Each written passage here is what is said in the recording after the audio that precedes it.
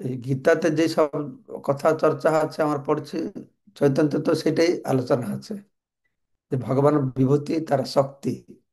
সারণ ভট্টাচার্য বলছেন, মহাপ্রভু তুমি তাকে কি করে নিঃশক্তিকে বলো? হুম, আর শাস্ত্রে তো তার তিনটে শক্তির কথা বলা হয়েছে। তো সেই তিনটে শক্তি বিষ্ণু পুরাণ থেকে বর্ণনা করবেন। বিষ্ণু শক্তি পরা প্রক্তা ক্ষেত্রজ্ঞাখ্যা তথা পরা অবিদ্যা কর্ম সংজ্ঞা অন্য তৃতীয়া শক্তি দৃশ্যতে। কালকে আমরা পাঠ করেছিলাম যে কিভাবে বিষ্ণুর তিন প্রকারের শক্তি আছে: পরা, ক্ষেত্রজ্ঞ আর অবিদ্যা। পরা হচ্ছে তার চিৎ শক্তি, ক্ষেত্রজ্ঞ হচ্ছে জীবশক্তি, অবিদ্যা আছে তার বহিরঙ্গা মায়া শক্তি। এটা আমরা কালকে শ্রবণ করলাম।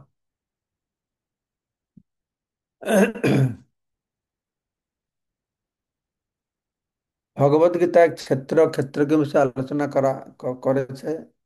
এই তখন আমরা জ্ঞান শতক পাঠ করবো, তখন দেখবো ক্ষেত্রজ্ঞ। শ্রীকৃষ্ণ স্পষ্ট ভাবে এই ক্ষেত্রজ্ঞ হচ্ছে কে না জীব, কে বলা হচ্ছে ক্ষেত্রজ্ঞ। কারণ সেই শরীর সম্পর্কে জানে।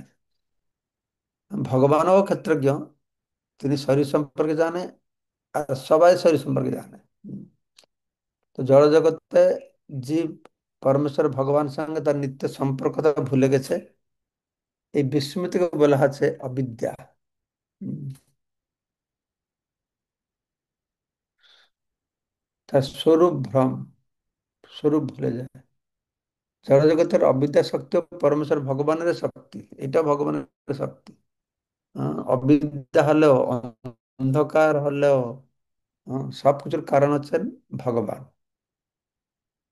তার বিশেষ ক্রিয়া হচ্ছে জীবকে বিস্মৃতির দ্বারা আচ্ছন্ন করে রাখা। কার বিশেষ ক্রিয়া?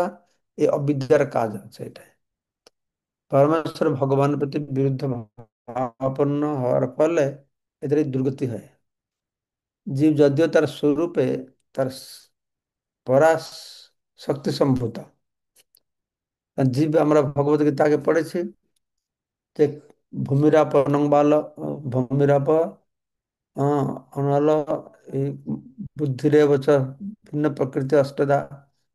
এটা যে ভগবানের সেপারেটেড এনার্জি। ভূমিরাপ নল বায়ু খং মন বুদ্ধিরেব চ অহংকার ইতিমে ভিন্ন প্রকৃতি অষ্টদা। এটা ভগবানের নিম্ন শক্তি। আর উচ্চ শক্তি হচ্ছে পরাশক্তি, অপরাশক্তি পরাশক্তি। পরাশক্তি হচ্ছে জীবাত্মা।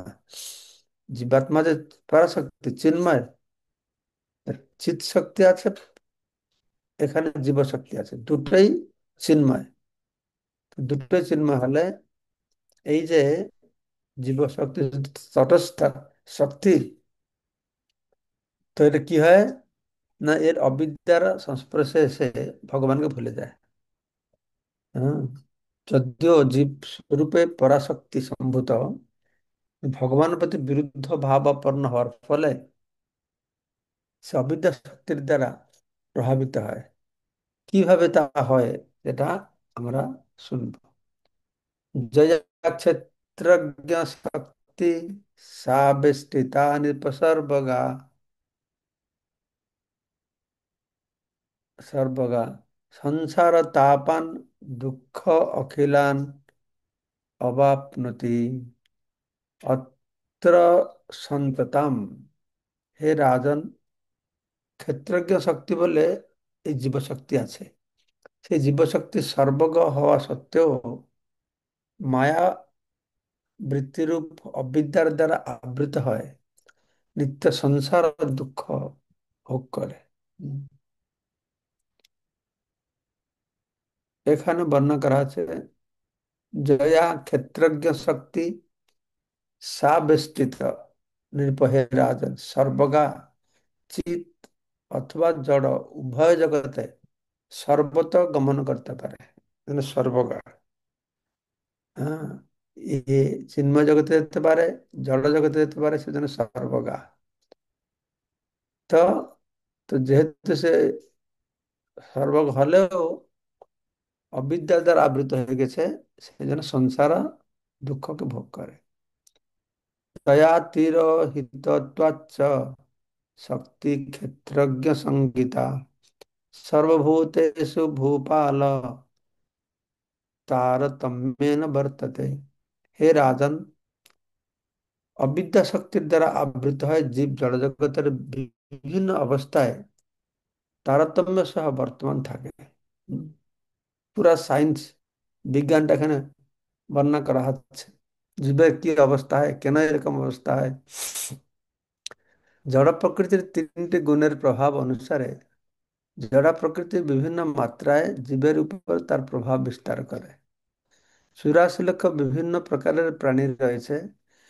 এদের কেউ অধম, কেউ মধ্যম, কেউ উত্তম।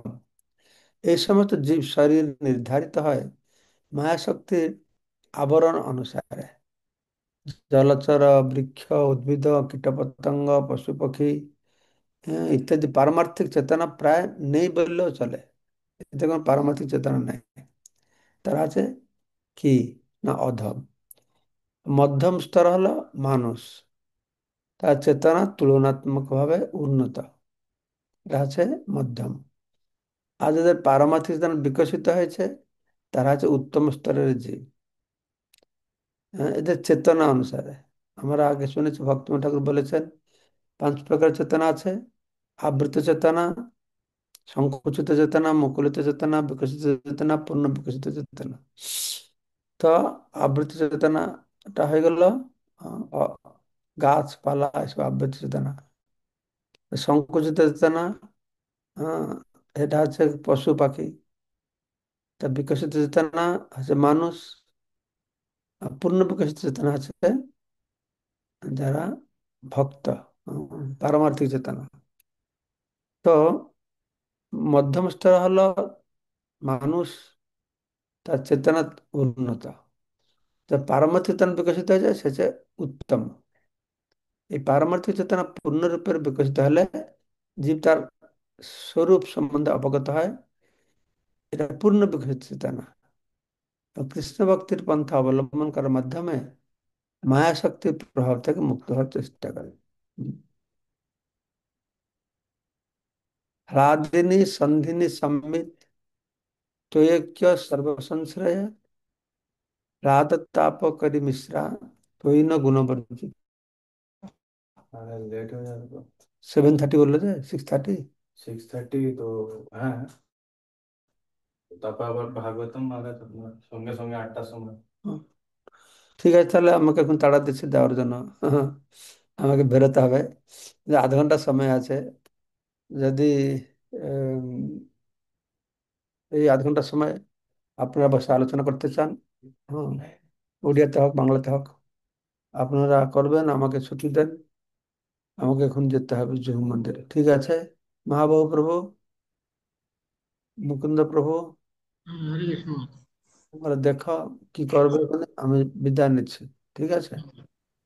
বাঞ্ছা अस्माकं পরিভস্য कृपा কৃপা पतितानां पतितानां पावनं वैष्णव महाराज का मंगलमय प्रणाम महाराज। कृपा सिंधु पतितानां पावनत्वं